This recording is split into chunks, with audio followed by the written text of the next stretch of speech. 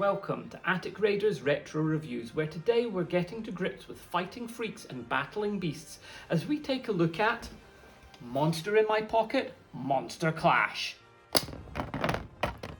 Monster Clash was released in 1991 by Matchbox and was part of the wildly popular Monster in My Pocket line. Monster in My Pocket ran from 1990 to 1996, producing small rubber creatures from myths and legends, religion, folklore, literature and cinema over the first 4 series before branching out into insects, dinosaurs, aliens, sports stars, wrestlers and ninjas in subsequent years. The little plastic monstrosities even got a relaunch in 2006, with the original creatures getting a complete makeover. Monster in My Pocket was huge in the 90s, with tie-in merchandise including computer games, comics, backpacks, lunchboxes, and of course, board games.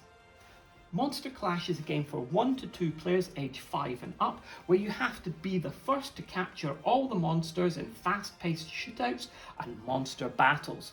This is a game, but it's also a play set, and you can see it here on the front of the box, and if we turn it over, then we've got a giant picture of the game. And it's nice to see that the front cover has got some painted artwork, though it's not the most detailed. Now, in the 90s, Monster in My Pocket was everywhere.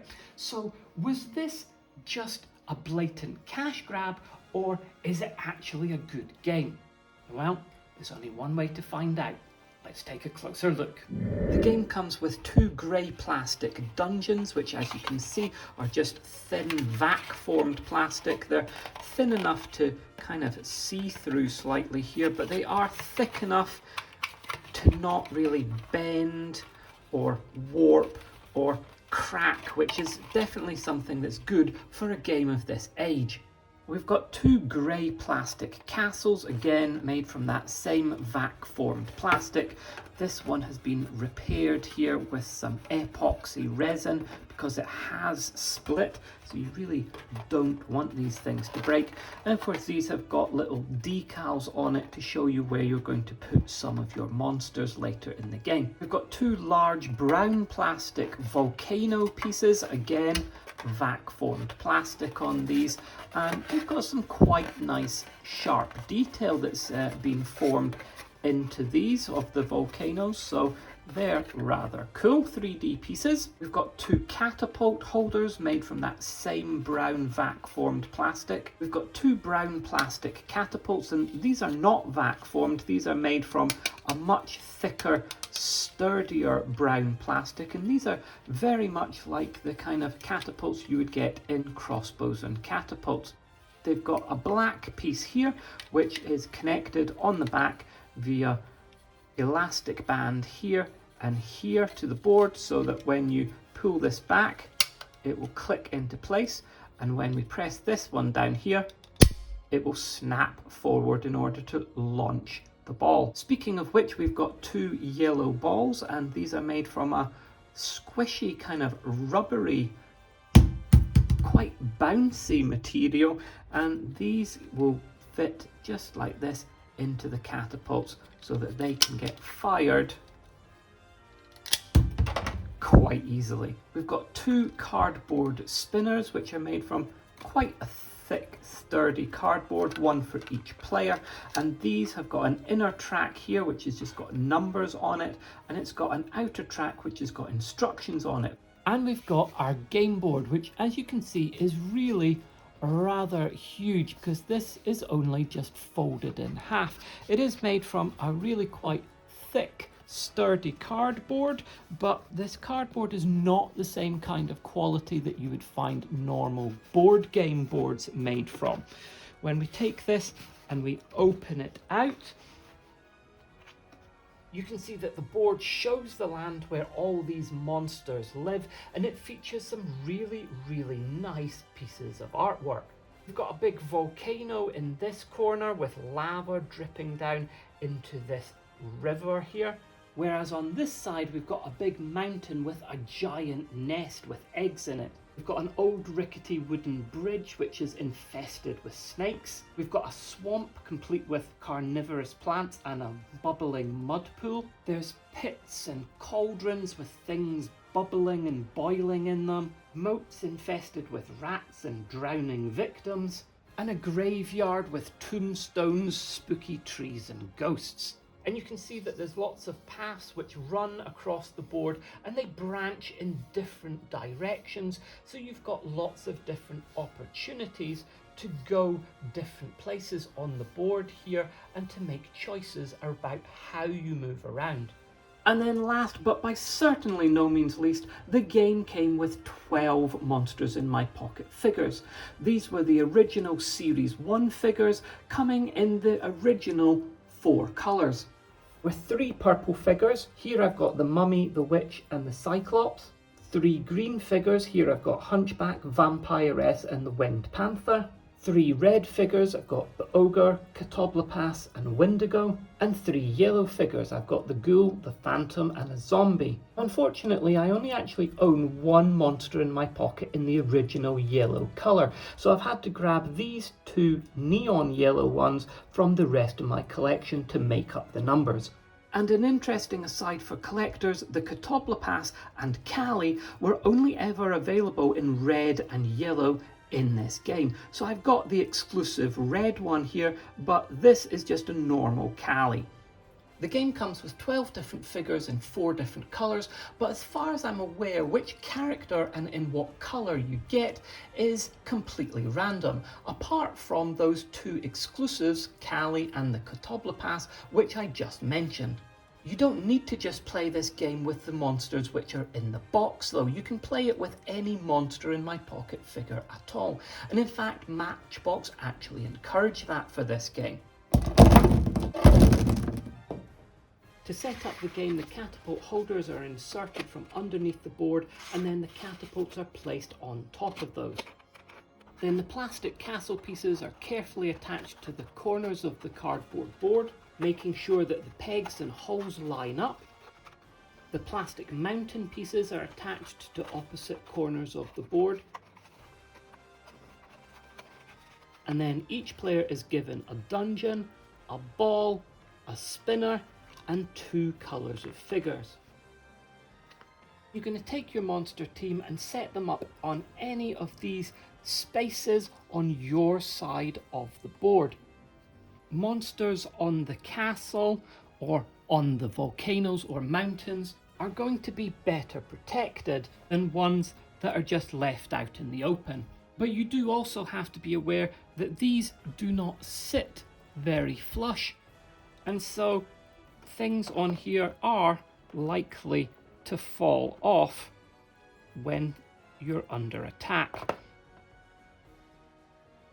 And some figures have very small bases like this and don't balance very well, whereas others have really wide bases in comparison and they're going to be much harder to knock over. So with players facing each other, the object of the game is for one player to capture all of their opponent's monsters and have them in their dungeon. And to do that, players take it in turns doing 2 different actions. The first part then is that you're going to use your catapult to launch a ball at your opponent's team and try to knock down one of their monsters. So to do that, we just pull the black piece back into place, and then this piece swivels back and forth like this so that you can aim exactly where you want to try and knock over a monster, and then we just press this down and launch the ball. Any monster that is knocked down goes into your dungeon, but if more than one monster gets knocked down, then those other monsters just get put back where they were. If you happen to knock down one of your own pieces when you're trying to knock down an opponent's piece, it can just be righted again and does not get taken out. Your second action then is to spin the spinner and to do what it says on the outside. If you land on capture one monster, then you can take any of your opponent's monsters and put them in your dungeon.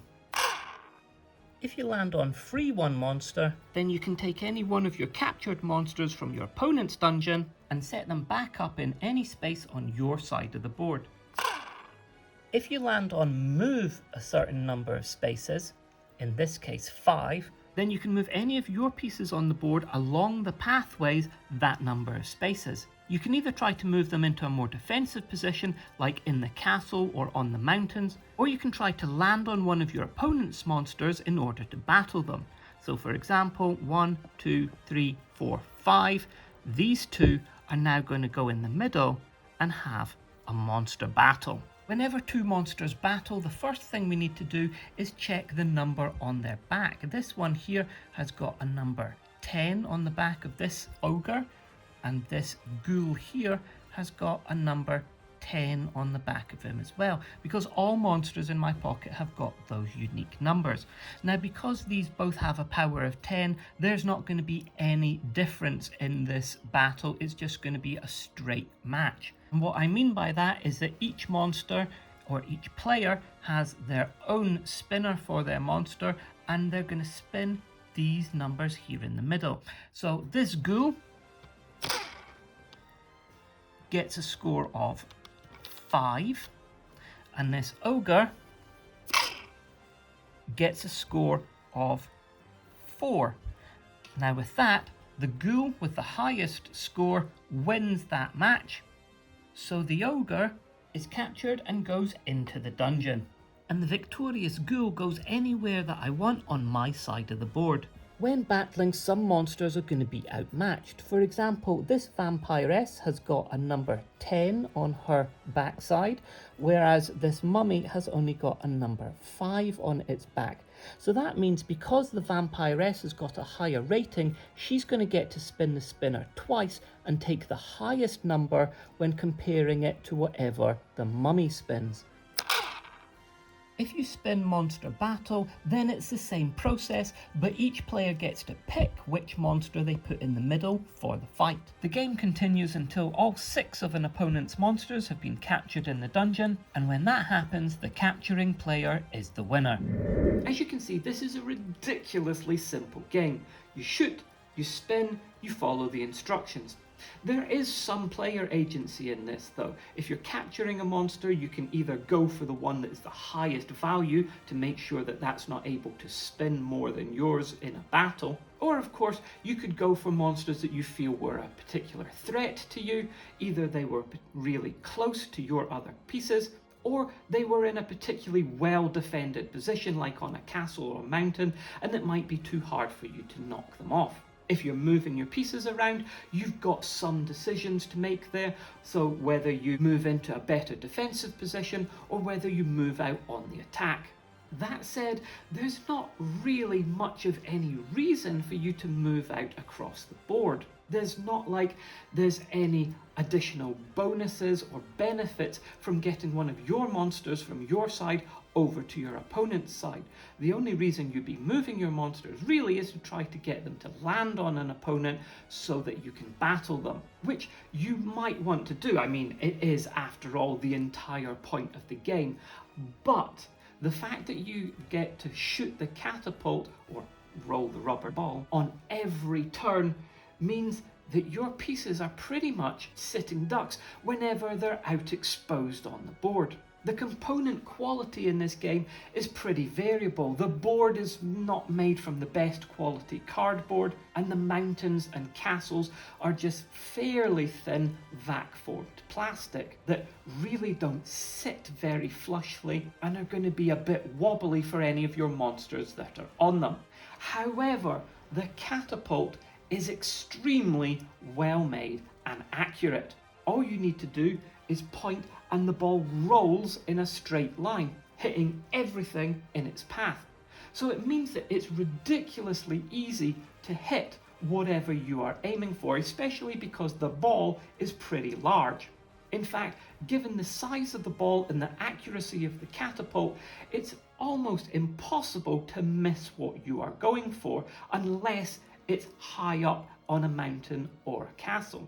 And I can't say that the monster clashes themselves are the most exciting, just spinning a spinner.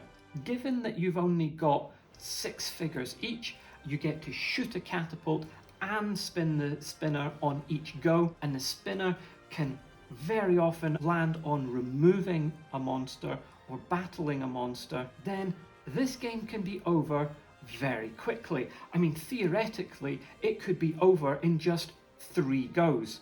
Shoot, capture, shoot, capture, shoot, capture, and that's the game over. So it's not the most exciting, it's not the most tactically engaging, it's not the best quality in terms of components, but it can be fun. It's not as fun as crossbows and catapults, for example. If I was getting a game and spending money, I would be spending my money on this one instead of this. But, you know, as a collector, Monster in My Pocket merchandise, Monsters in My Pocket were huge. You might want to get this if you're a bit of a completionist, especially since 2 of the figures that came in this box were only available in this box. Or rather, they were only available in those specific colours in this box. So if you're a big Monster in My Pocket collector, you're pretty much going to have to get this, or at least try to get the figures that came with it. But for anyone who's a casual gamer, it's probably going to be something that you should give a miss. But definitely get Monsters in My Pocket, because who doesn't love a monster? Well, I hope that's been useful to you. If it has, please give us a like and subscribe, and drop a comment down below. Let me know, what is your favourite monster from Monster in My Pocket? Or what was your favourite series out of the line? Well, until next time, when we'll be back with more vintage board games and wargaming, this is Attic Raiders Retro Reviews.